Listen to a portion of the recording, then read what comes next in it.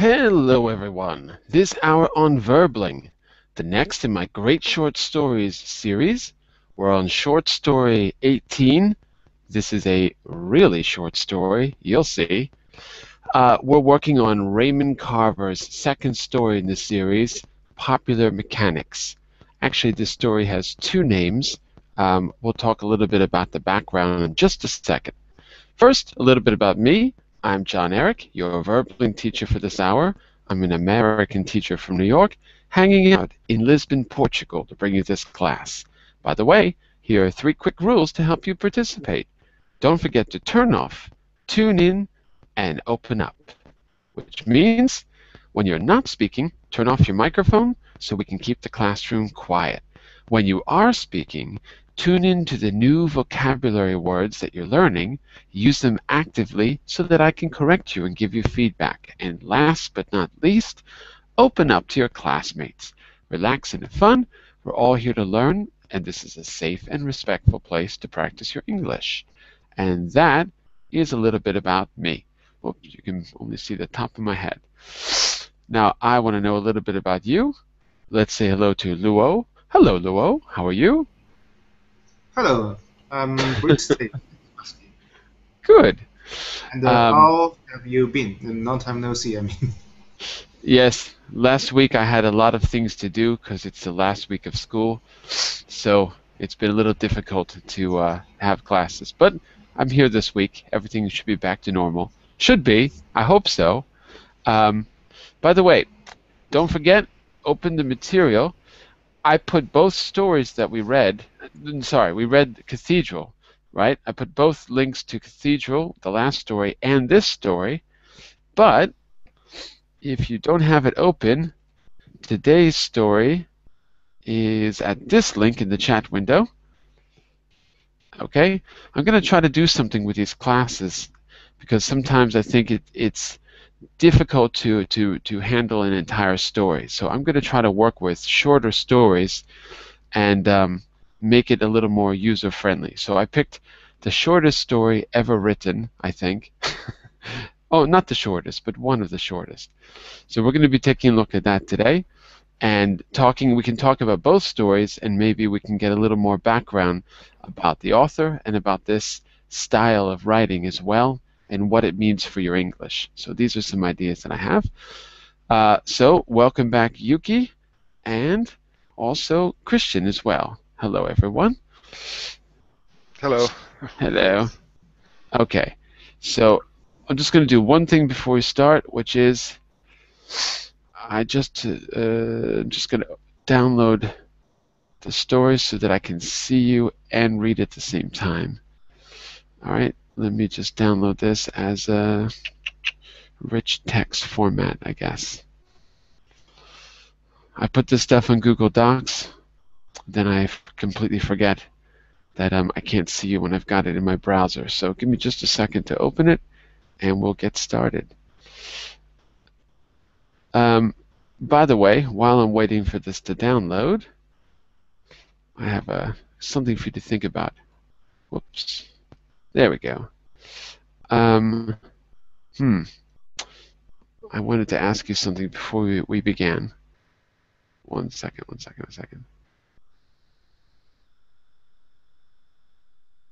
Interesting. Yeah, I know.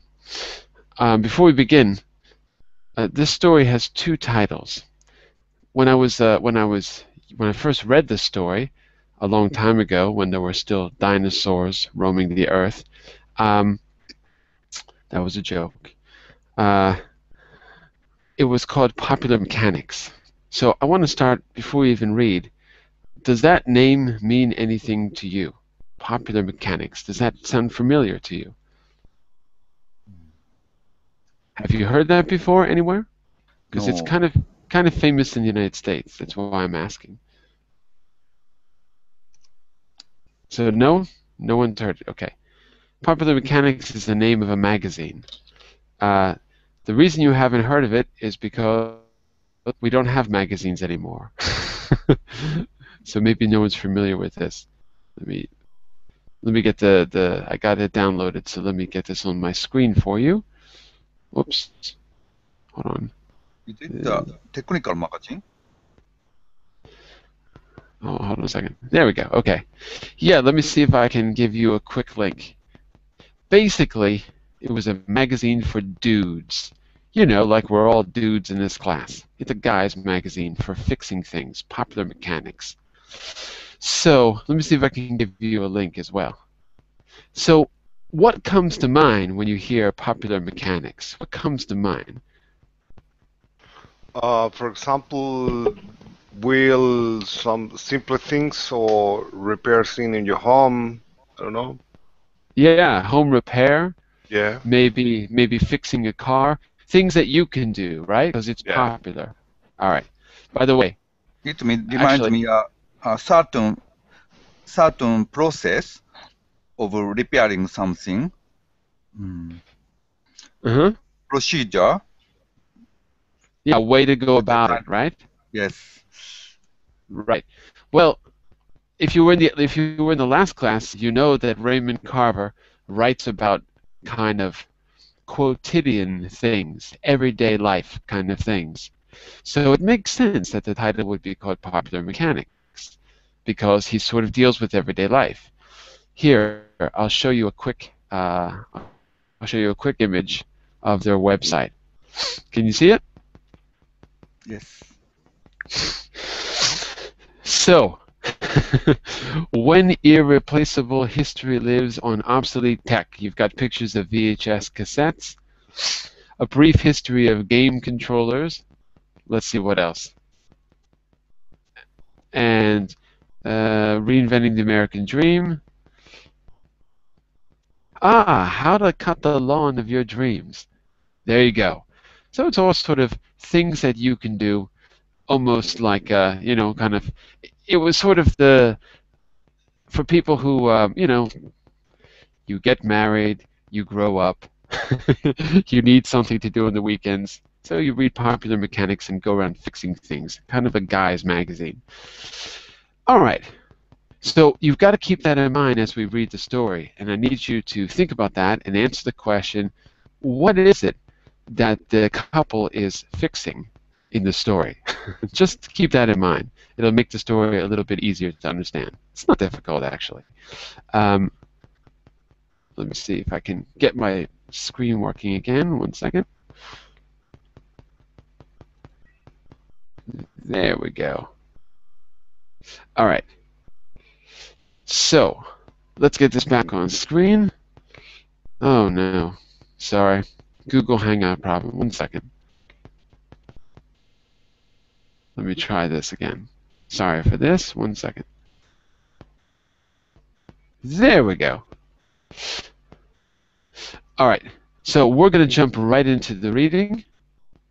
It's extremely short, and afterwards we're going to be talking about this story, about Cathedral and how it relates to this one. If you've read it, if you haven't, that's fine. And maybe we can talk a little bit about Raymond Carver and his style of English. And maybe you could find some useful, I don't want to say advice, but you could find some useful techniques in how you approach English and how you write. We'll talk a little bit about style in general. Okay, so let's get started. You know it's traditional to have Carmen read the beginning of the story, but I don't see Carmen. Carmen, are you there? There's no Carmen. So Yuki, as our senior member, I'd like you to start us off. As a senior citizen in the class, not a senior citizen. I want to be an amateur all the time. Let me see if I can make this a little bit bigger. Hold on a second. Nothing ever cooperates here in Google Hangouts. All right, that's about as big as I can get it. And let me just see how many pages it is. I think it's just 2. This is one. Oh my God, it's so short. maybe I picked one that's a little too short. Okay, well, let's see how it goes. Hold on.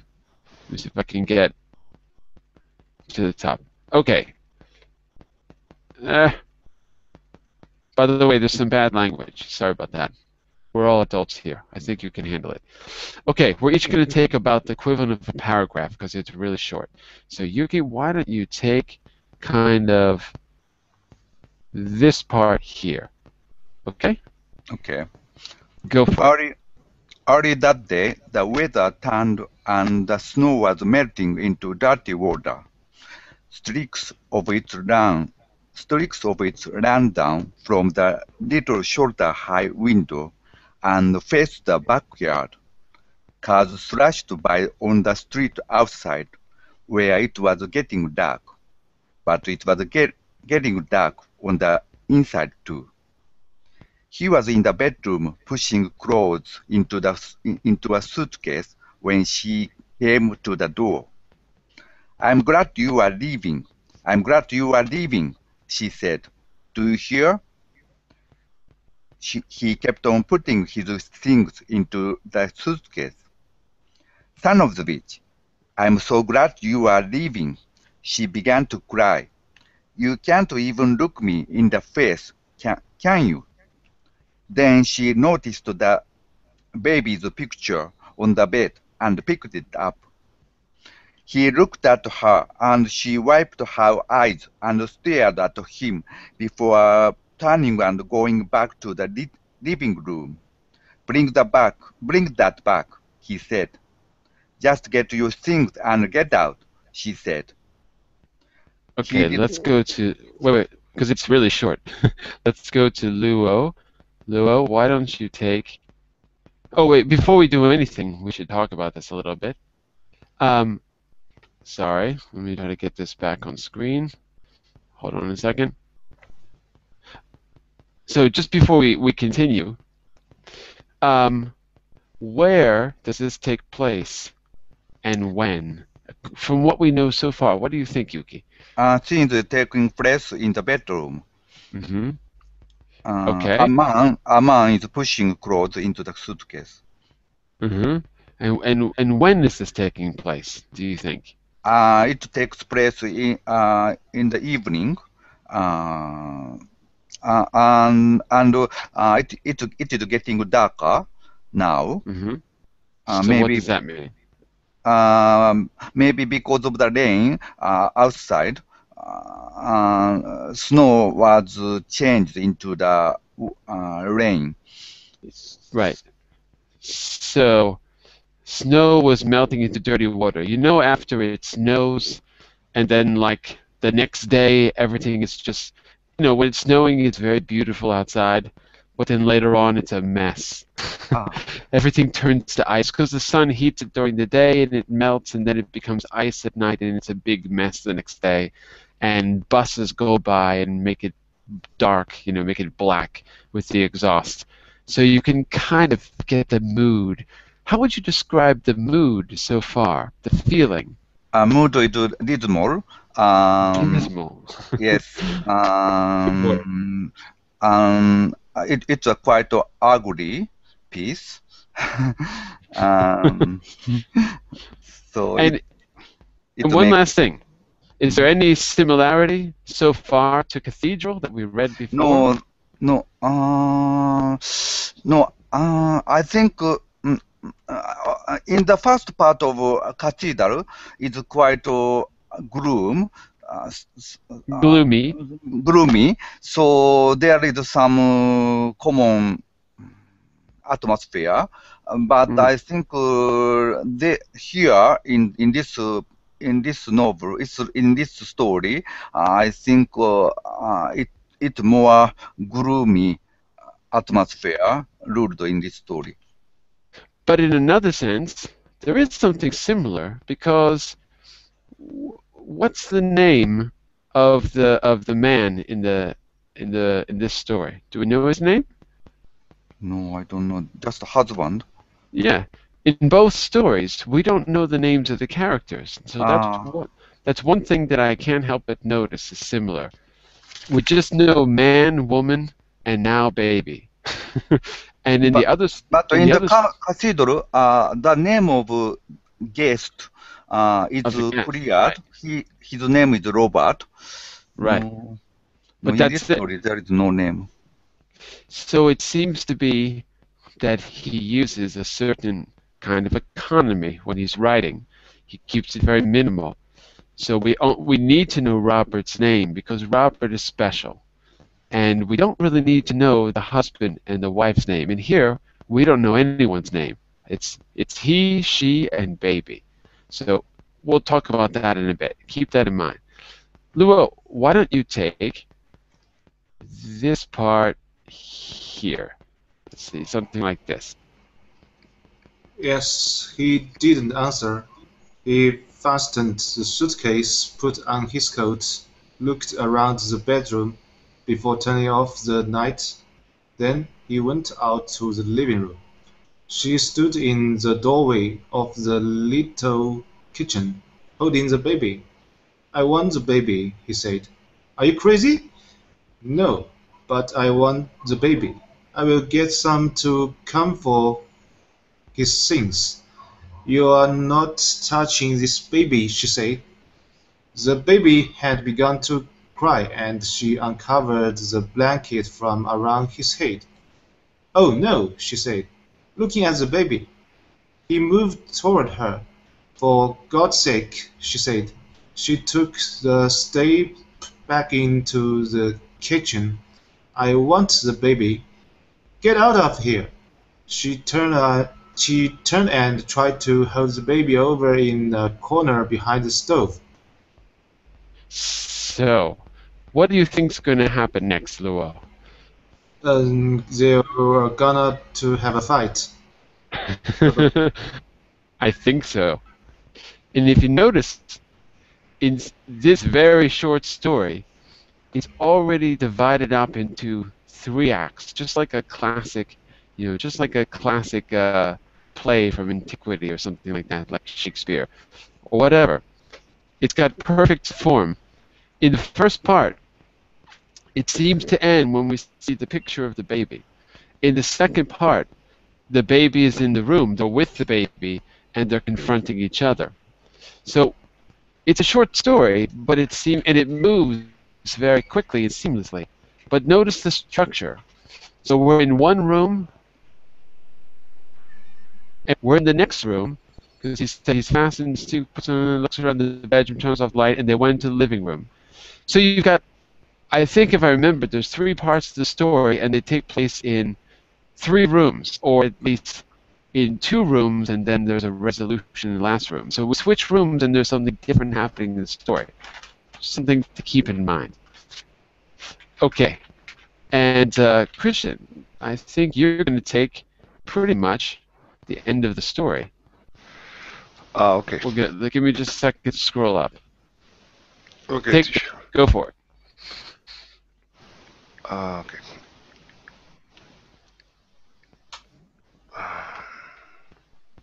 See where we are? But he came up. No, it's okay. Okay. Can you see on the screen? But he came up. No, I can see good. Here. Okay. What's that? Okay. I go now. But he come up. He reached across the stove. He came up. He came up. He came up. He reached across the stove and tightened his hand of the baby. Wait a second. Tightened.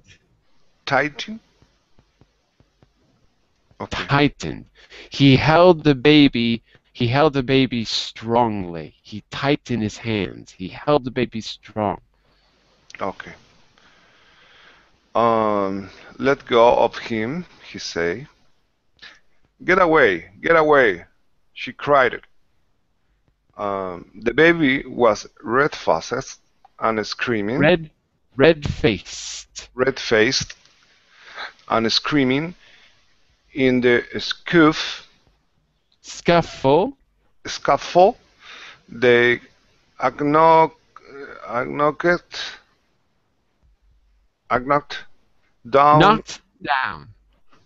knocked down on a flower pot flower pot Hmm.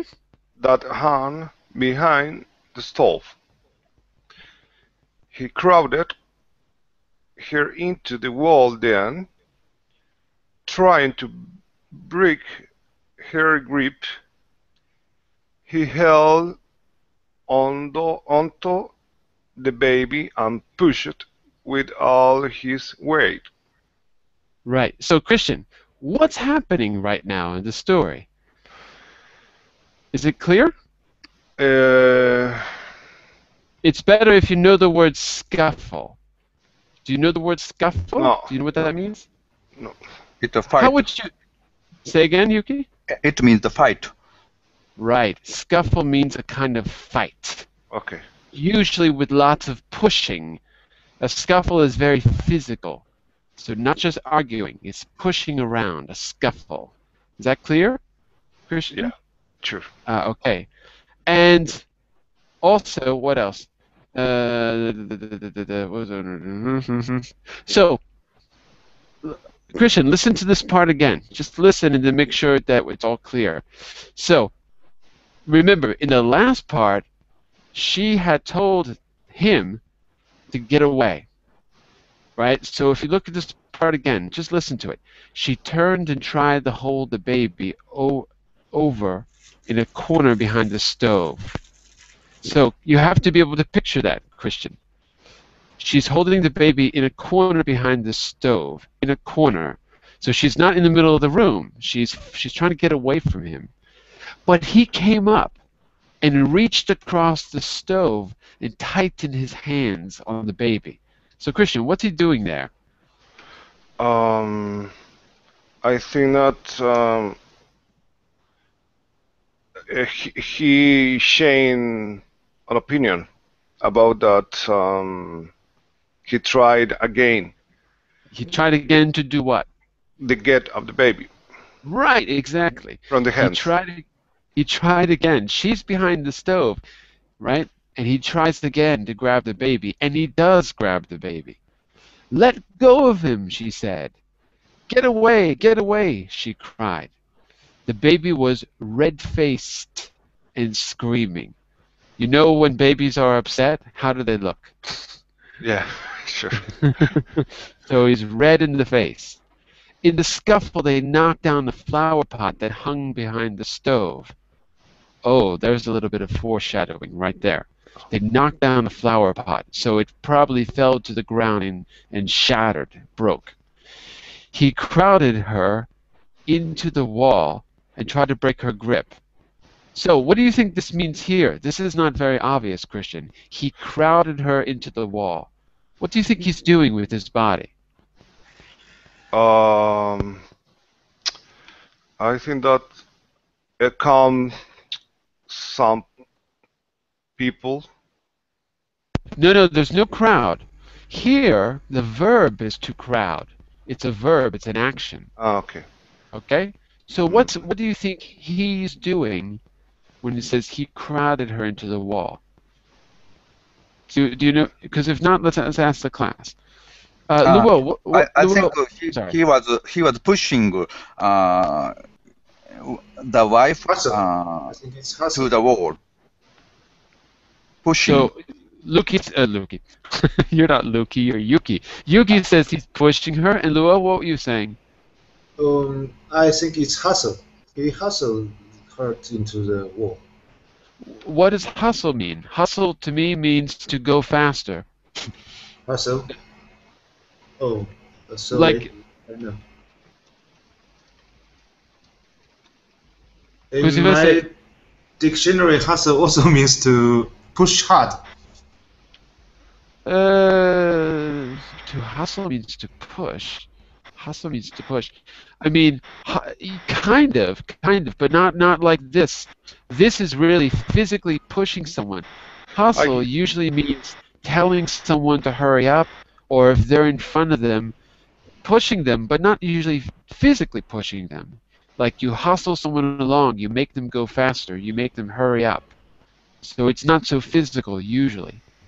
Okay. But anyway, right? So he crowded her into the wall. He pushed her hard. He pushed her hard. So crowded her is like, you're too close to people. He pushes her and he's too close to her. It's uncomfortable. Is that clear, Christian? It's not physically, you say? It is physically. Physically. It's physically, yeah. It's so hard. Yeah, exactly. Okay. Too hard. Too So he hard. crowded her into the wall and then breaking her grip on the baby, breaking her grip. He held on to the baby and pushed with all of his weight. So he's not just holding on to the baby, he's smashing her into the wall because he's angry, right? Yeah. All right. Christian, let's take keep going. Let's take this section as well. Okay. Let go of him, he say. Don't, she say. You are hurting the baby, she say. I am not hurting the baby, he say. The kitchen window gave no light.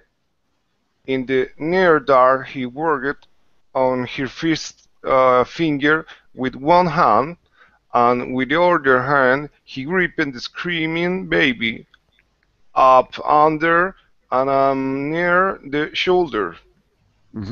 So look at that sentence. He worked on her fisted fingers with one hand, and with the other hand he gripped the screaming baby. What do you think that means, Christian? He worked on her fisted fingers. Do you know what a fist is? What's the fist? Fist. What's a fist? Fist. Is that clear? Mm, What's a fist, everyone? it's all part of the when you take your finger, Yeah? like a ball. Exactly, that's right.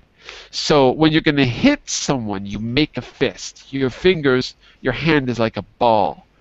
So her fingers are like a fist, probably because either she's holding on to the baby and her hand is like a ball and he's trying to open her fingers, or he's just grabbing her hand and like opening her hand because she's going to hit him or something like that.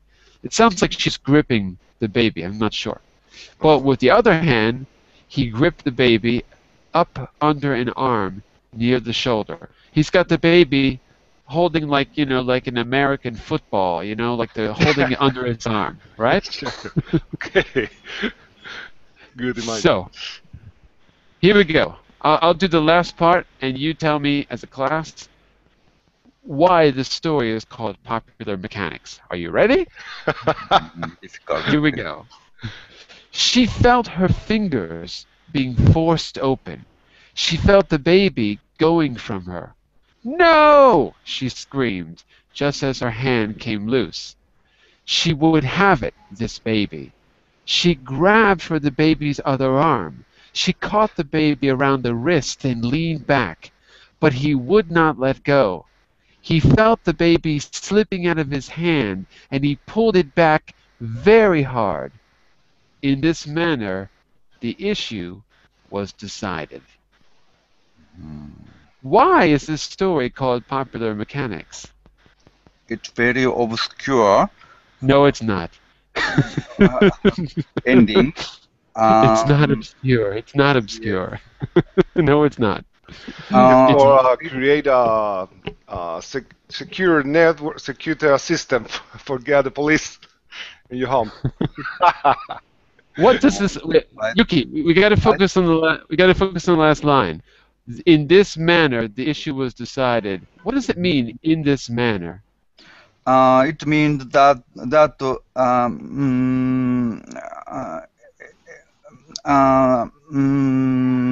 it all decided.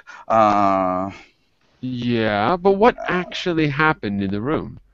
That's what you got to do. You have to picture this. Possibly, I think baby will be injured badly. Just injured? Possibly he will die. Remember earlier in the story, there's a line. Look on the screen. There's a line earlier. In the scuffle, they knocked down a flower pot that hung behind the stove. So, what happens when you knock over a flower pot? What happens to it? Flower pot. Yeah. Flower pot. He mm, in the time when they fight it each other with each other, Well, flower pot. I don't mean No, about that. I just mean in general. If you knock a flower pot off the wall, what happens when it hits the floor? flower pot falls down, and And it breaks.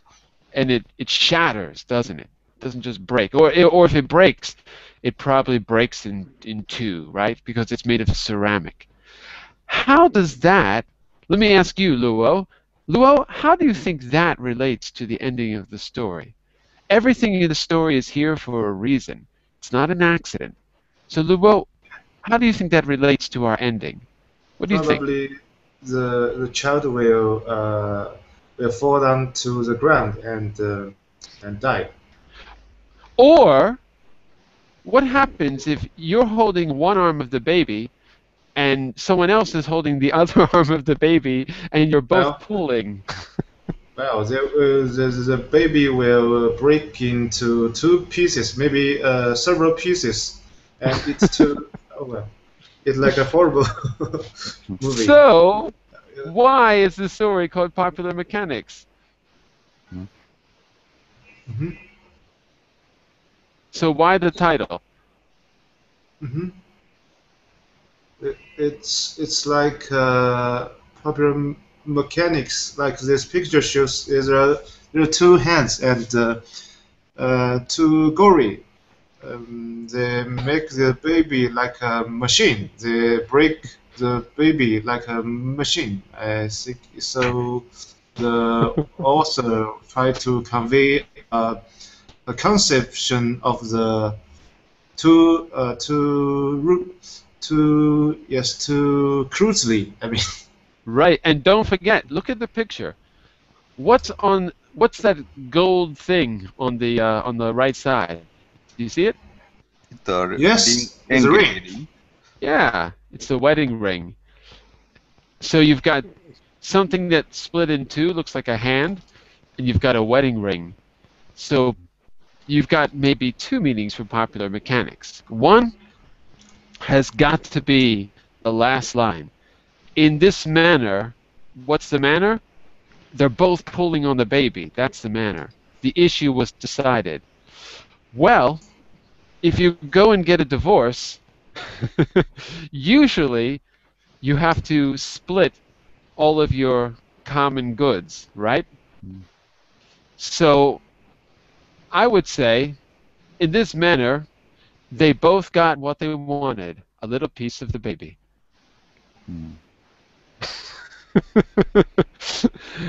Let me So ask you. you want to say that logic is very clear, like mechanics. Yeah. I'm saying that the popular mechanics here is this. Usually when you're having marital problems, you probably go to a professional to seek help, right? You go to counseling. Here, they decide to solve the issue on their own. Do you think they solved it in the right way? No, No. Probably not. But because they both got what they wanted, but not the way they wanted it. They both got the baby, but not the way they wanted it. So, what do you think about our story now? it's a horror story. It's Moral a story. it's a horror story. Maybe, teacher, change the position the flower pot. What's that, Christian? Maybe change the position in the future the flower pot because it's behind the stove. What they change? They would change the position of the flower pot? Why do you say that? Yeah, because flower pot it's like a thing, you know. Yeah. Um, but the flower pot, uh, the ham behind the stove. Yeah, but they got bigger problems than the flower pot. Yeah, okay. They- Don't They Okay. don't have a baby anymore. Yeah. That was the point of the fight. The story reminds me not a flower pot, wishbone. Do you know The wishbone? wish. Wishbone, Exactly. two people put with each other a bone to to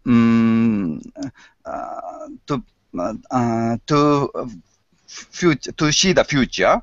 And in this story, two people pull the baby with each other, and baby breaks. So wishbones break. Yeah. That's it.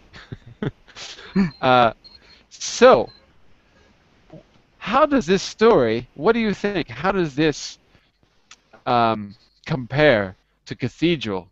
For those of you who read Cathedral, a Both little story different. both story had both in both stories, Carver never described the clear ending. He just infer it. And readers have to think about it for themselves. Carver leave the meaning of story to the reader's imagination. That's a I would hope commonplace. so. Yes.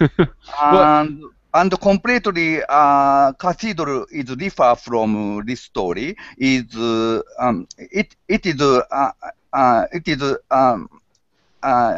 in the Cathedral, ending is very hopeful. It's full of hope, and two people firstly don't understand with each other, but in the end they try to understand. They try to communicate with each other and find some point, some common language.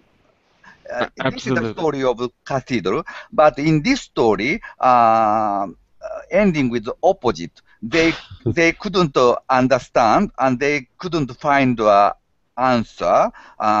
They couldn't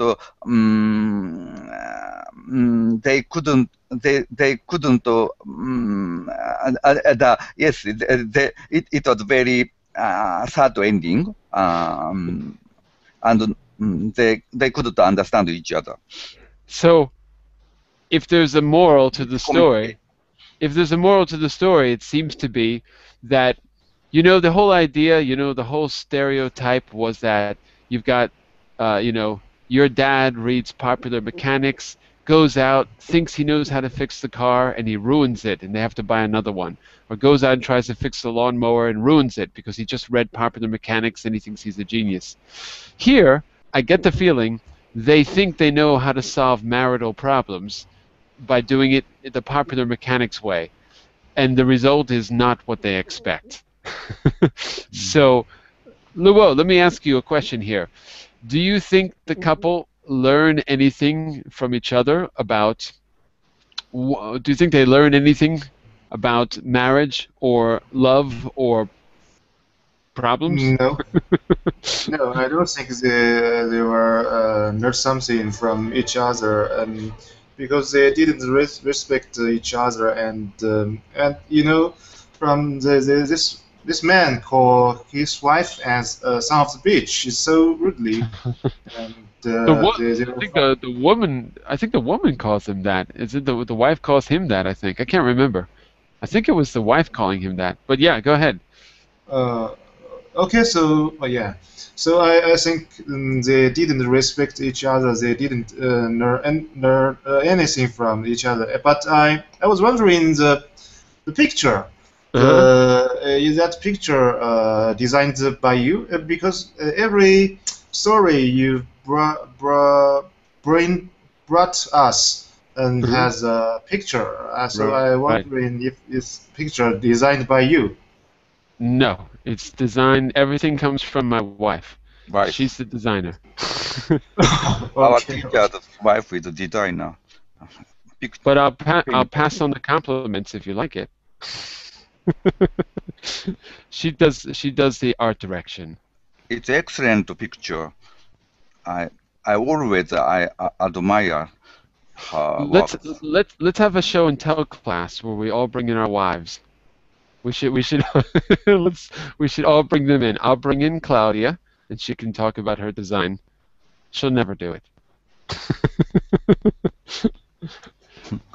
She doesn't sign her pictures either. But those picture was, I think it was designed very well. Unique style. I can identify it became from the same person. Well, Luo, when you need a graphic designer, send me a message. Because Claudia needs a job. So, Yeah. what was I going to ask you? Christian, I had a question for you. Christian, did you also read the other story, the Cathedral? I can't remember if you were in the class. No. Okay. This is my first class and that kind of thing. So, let me ask you a different question. What was I going to ask you? When you read the story, this one, were you expecting this ending to the story, or were you expecting something different? And I think that in the final they decide to separate. Oh, you were expecting them to separate at the end. Yeah, because Well, they did. They kind of separated in a way, in a sense. yeah, because when I have some hard problem like a fight between two person with a baby between inside in a fight, it's really hard, and I think the only way it's separate. In that The only case. way is to separate. Yeah. Look Psychology treatment, I don't know. So the ending was a bit of a surprise. For me, the one thing that sets up the ending, we call this foreshadowing. Foreshadowing. When you're reading something, could be anything. Could be a story, could even be a little bit, you could even do it in nonfiction. You could even do it in an article. Foreshadowing means that you give a kind of a sense of what's coming. And for me, one moment of foreshadowing that's really clear is the part that I asked you about, this part, but the scuffle. When they knock the flower pot off the wall, to me, that's a foreshadowing of the ending. It doesn't mean that we expect the ending, but it's like after you read the ending, you go back and you think, oh, that's why that was there. Like it kind of sets up, because as Yuki, you said he leaves the ending to our imagination, right? Yes. But here, this is my opinion. You tell me what you think. The reason the flower pot is knocked off the wall is because he wants you to leave it to your imagination, but he wants to make sure you imagine the right thing. So he's got to set up something that connects to that final moment. So it's like a Freudian substitution, the flower pot for the baby.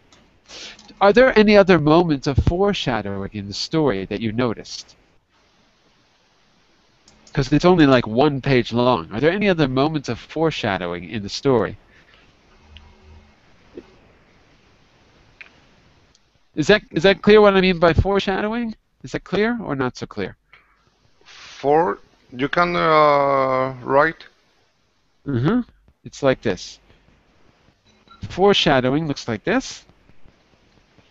And the definition is sort of like giving a clue about something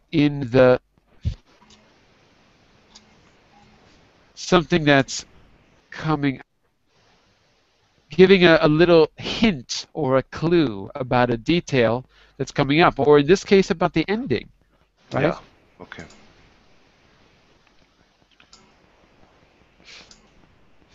So, were there any other moments of foreshadowing that you noticed? Or if not foreshadowing than just any other things. There's very little description in the story. So I wanted to ask, as a class, if not foreshadowing, what does the description do? Because there's so little description in the story. So we can ask it more in general. What do you think about the description in the story? There are full of items in this story to predict the dismal future among these couples and Like what? baby, like snow melting into dirty water. Oh, right. So right from the beginning, in other words. Yes, in the beginning, and the darkness in the room. So right from the beginning, the description is not about nature. The description is more psychological. Is that what you mean? Yes. Yeah, It is I agree. as if I see the horror movie. So I imagine the very dark room. In the dark room, a man is sitting and preparing silently the departure for his departure. It's quite gloomy. Yeah, for me, when atmosphere. I read these stories, this one in particular, but other Raymond Carver stories, I get the strange feeling that I'm looking at a painting by the moment before or after, the one that we see. Let me show you one, a famous one. A long time ago, ooh, that's very loud. Someone's got to turn off your mic. I don't know who it is. Yeah, there we go. It kind of reminds me of, like, for example, hold on, let me see. Here's one that I've shown before. I did this with another story that we read a long time ago, but a long time ago I showed you this picture, long time ago, in a different story when we were reading the one about Taxi. Not Raymond Carver, another author. But hang on just a second, I'll show you what I mean. Oops, let me see if I can share my screen.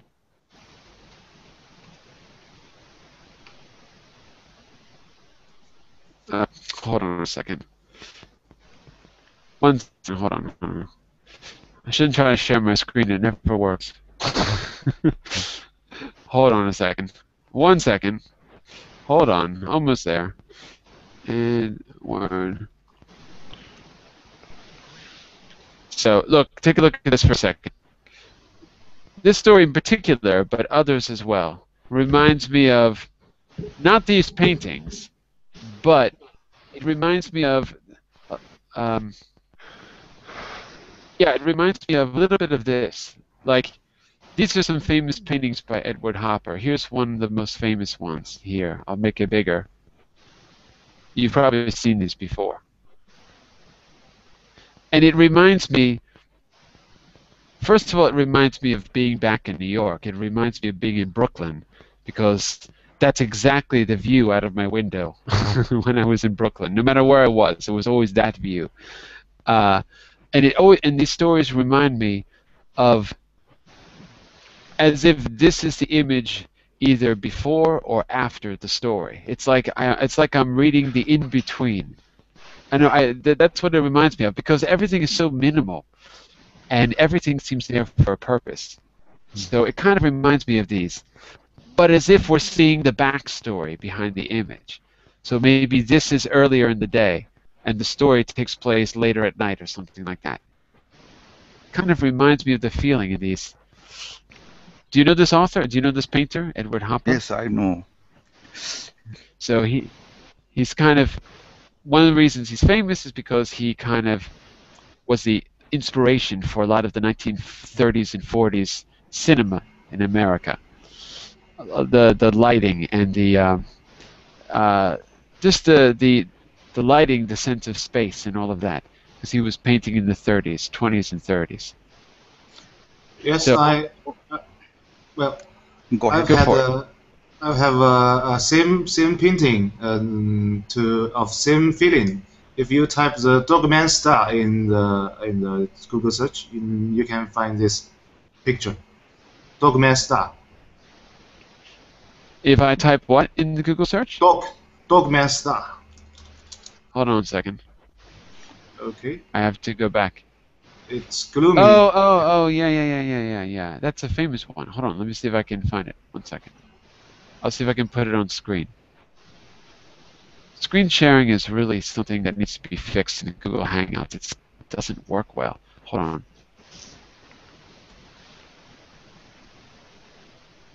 Let's see if I can get it up on screen. This is what comes up. It's an album's cover, a famous one. This one here? Yeah, Over here? yes, here. It's see if I can make it bigger. bedroom. It's gloomy one. Because there's a famous experimental film that has almost the same name. It's not Dogman Star. It's Dog Star Man, I think. Dog Star Man. Okay. It's a famous film by, I think it's Stan Brakhage. Hold on. I think it's Dog Star Man. Yeah, it's Stan Brakhage, right? You can see the whole film is painted by hand. It's got nothing to do with the story we're reading, but the whole film is painted by hand. So it was really famous experimental films from the 1940s and 50s. This is one of his most famous. Probably, I can't remember the year, but in the 1950s. So it has a kind of texture like the album cover you were showing us. You can see some stills here. Yeah. So I guess the album is originally because they have seen this movie, so probably, inspired yeah. Because it's got that same texture. And so why does album cover remind you of the story? In what way? Well, because their song have a same feeling. You can check. Their song. And what's the feeling?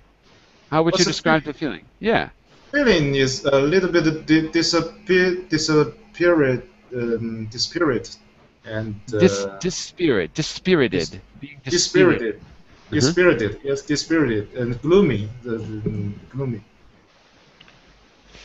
So it's not upbeat, happy tunes. Okay. Yeah. What do you think? Let me ask you as a class. Last question. What do you think Raymond Carver is trying to tell us about marriage? Because he's got two stories we've read so far, and they both seem to be about marriage, about the relationship between a man and a woman, and in both cases, the picture of marriage that's painted is not very positive. What do you think he's trying to tell us? Trying to tell us something, but important point is that Carver never described very clearly. In this story, he doesn't describe the assumed violence. He just inferred. That conclusion of the story is understated. So as I mentioned, readers have to imagine for themselves. Carver never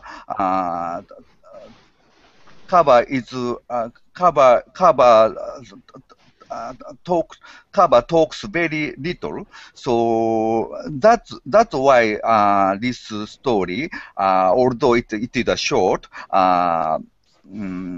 get us many imagination.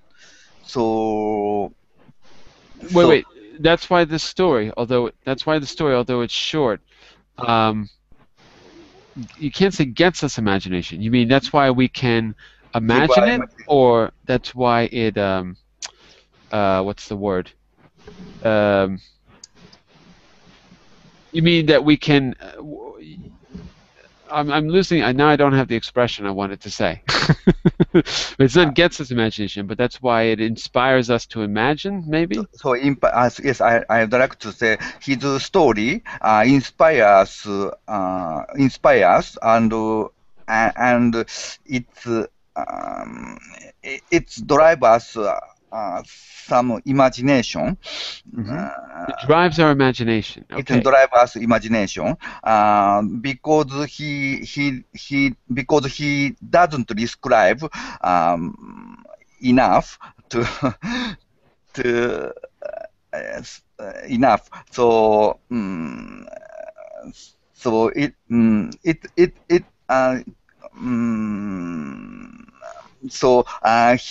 so reader cannot know what is the outcome of the context, but some strong imagination, strong impression remains in the mind. It's a big charm of his stories. And what about never naming characters? Why in the last two stories it's always he and she and that's it, or he and wife? Do you think it has the same purpose in both stories, or do you think it's? What do you think? His story is anonymous.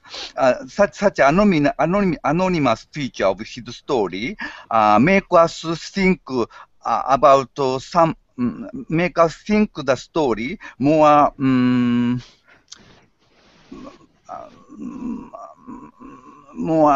how to imaginary story.